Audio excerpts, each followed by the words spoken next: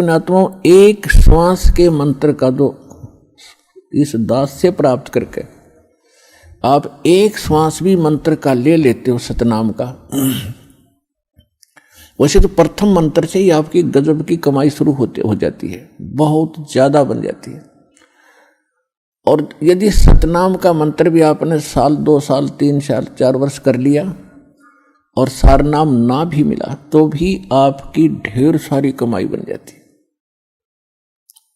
और फिर काल क्या करेगा, क्योंकि आपके पुण्य तो वो देगा, उसने तो ऊपर होटल बना रखे हैं, स्वर्ग महास्वर्ग में, और ज्यादा टैक्स है देता है वो आपसे, आपके पुण्यों से, कहीं 20%, कहीं 25%, कहीं पर 10%, ऐसे उसने अपने टैक्स लगा रखे।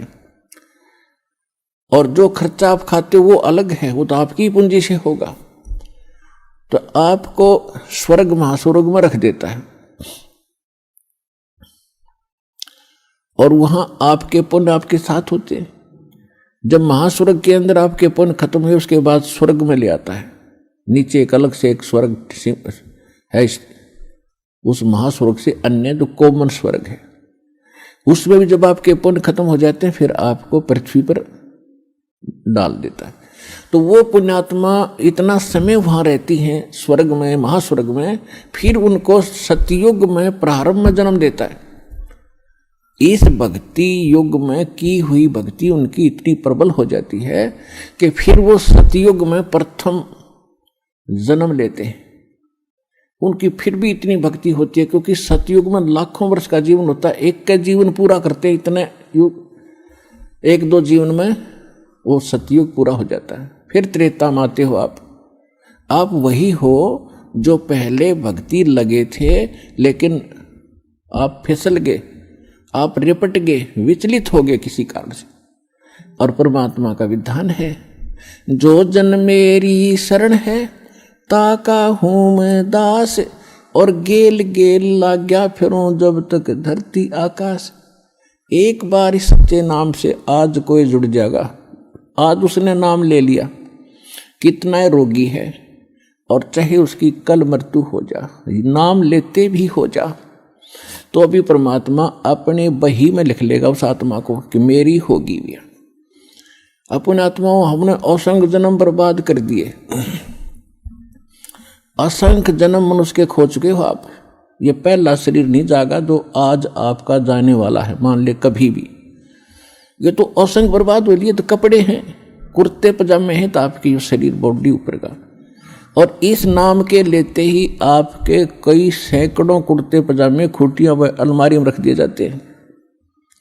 मनुष्य आज आपको नाम लेते ही और चाहे अगले पल मृत्यु हो जाती है।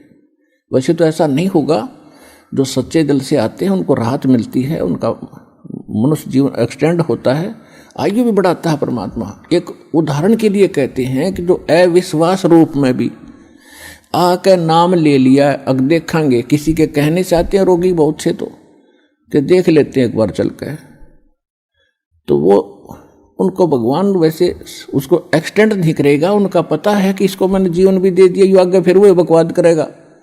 तो परमात्मा ने तो अपनी आत्मा देखनी है कि इसका उद्धार क्यों कर होगा, तो नाम लेते ही यदि उसकी मृत्यु भी होगी तो भी भगवान के अकाउंट में आ गया, और 10 महीना में फिर जन्म देकर उसको फिर बरवाला बुला लेगा, वह शुरुआत होगी उसके जीवन की।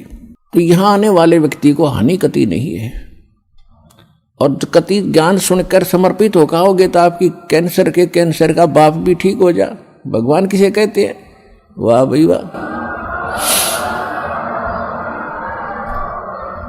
यहाँ पर कम से कम लाखों भक्तों के कैंसर तक के रोग ठीक हो चुके, जिन्होंने समर्पित भाव से परमात्मा पर विश्वास करके नाम लिया और मर्यादा निभाई। क्योंकि दुखी आदमी मर्यादा खूब निभाता है, सुखी तक गड़बड़ कर देता है, समाज को गणा देकर उसने तो अपनी जान दिखाई देती है, तो उस पर जल्दी राजी हो है भगवान, जल्दी प्रसन्न होता है, उसका जीवन भी बढ़ावेगा और उसको रोग से मुक्त भी करेगा, लेकिन करेगा अपने हिसाब से, उसकी नीत देख के कि आगे कहीं और गड़बड़ ना कर देगी।